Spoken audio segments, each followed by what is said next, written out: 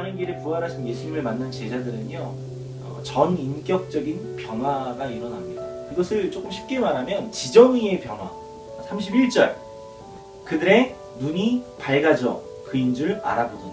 부활하신 예수님을 만난 제자들의 첫 번째 변화는 눈이 밝아졌다는 겁니다. 여기서 눈이 밝아졌다는 것은 지정의에 있어서 지혜에 속합니다. 지식, 지혜, 인지, 인식, 분별, 이해, 성찰, 이것을 우리가 지라고 하는데, 눈이 밝아졌다는 것은 영적인 관점, 영적인 시각, 영적인 해석, 영적인 눈이 뜨여졌다 라고 우리는 해석을 할 수 있습니다. 성경에서도 사실 눈이 어두워졌다는 말은 굉장히 안 좋은 말이죠. 엘리제 사장이 눈이 어두워졌죠. 하나님의 관점으로 세상을 바라보지 못한다는 것을 말합니다. 근데 엘리제 사장은 제사장이었는데도 눈이 어두워졌어요.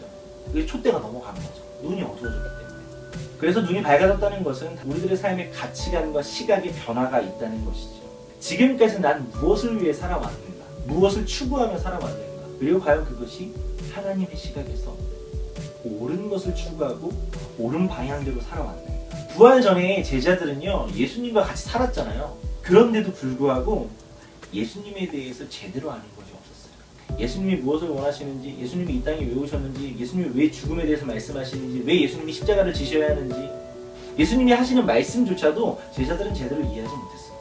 그저 그들에게는 무엇을 먹을까, 무엇을 마실까. 눈뜬 장님 같은 제자들이 예수님의 부활을 경험한 이후에 가장 크게 달라진 것은 눈이 열려 세상을 보는 시각과 해석이 달라졌다는 거죠. 두 번째, 32절. 그들이 서로 말하되 길에서 우리에게 말씀하시고 우리에게 성령을 풀어주실 때에 우리 속에서 마음이 뜨겁지 아니하더냐 하고. 제자들은 부활하신 예수님을 만나고 마음이 뜨거워졌습니다. 정이죠, 정.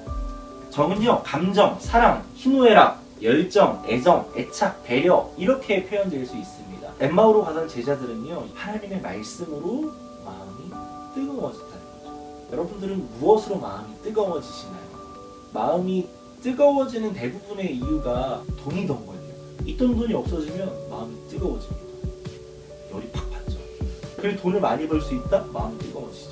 하지만 제자들은요, 하나님의 말씀이 풀어져서 마음이 뜨거워졌다는 거예요. 그래서 그들은 마음이 불탔습니다. 마음이 불타서 세상을 변화시켜야겠다, 세상의 진리를 외치겠다, 그렇게 외치면서 말이에요, 선교지로 나갔습니다. 내가 잘 살아야겠다를 포기하고 세상이 잘 되게 하겠다, 내 삶의 수준을 높여야겠다가 아니라 세상의 수준을 높여야겠다. 마음이 뜨거워졌다는 말입니다. 이렇게. 여러분들은 무엇으로 마음이 뜨거워지십니까? 단순히 교회에 있는다고, 예배를 드린다고, 사람들이 모인다고 마음이 뜨거워지지 않는다는 거예요. 하나님이 주시는 말씀으로 우리들의 마음이 뜨거워질 수 있는 그런 변화가 이번 부활절 가운데 있기를 축복합니다. 자, 마지막입니다. 33절 제가 읽겠습니다. 곧 그때로 일어나 예루살렘에 돌아가 보니 열한 제자 및 그들과 함께한 자들이 모여 있어. 부활하신 예수님을 경험한 제자들은요, 예루살렘으로 돌아갑니다. 그래서 그 예루살렘을 떠나지 않습니다. 그것을 의지적으로 결정합니다. 예루살렘 성전을 떠나지 않으므로 그들에게 얻어진 결과가 뭐였죠? 오순절 성령 사건이었죠. 그렇다면 오순절 성령 사건으로 그들에게 일어난 일은 뭘까요? 땅 끝까지 복음을 전하는 사람으로 변화됐죠. 신앙생활을 하는데 우리들의 삶의 변화가 적은 때가 있습니다. 신앙생활을 하는데 우리 삶의 변화가 없다. 변화의 부재는 의의의 부재입니다. 예배 혹은 어떤 계기를 통해 눈이 떠지고 마음이 뜨거워질 수 있습니다.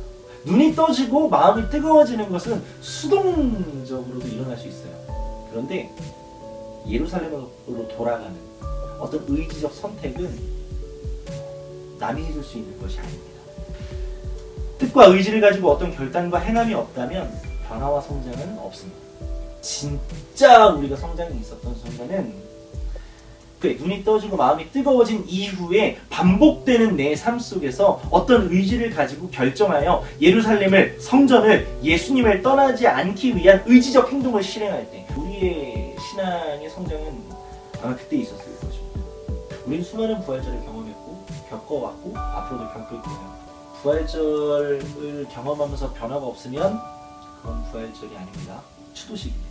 일본의 찢기심으로 우리가 살아야 된다는 어떤 선한 부담감이 있어야 되는 시간이거든요. 고난과 부활을 찾는 의미는 우리들의 삶의 변화를 그리고 우리도 예수님처럼 그렇게 죽었다 다시 살아나는 우리가 잘 살아야 하는 이유입니다. 이것이 예수님의 살이고 예수님께서 우리를 위해서 이렇게 찢으셨습니다. 이것이 예수님의 피고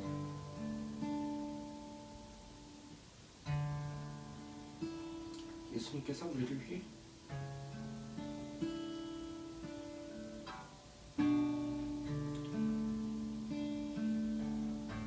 이렇게 모든 피를 아낌없이 우리를 위해 쏟으셨습니다.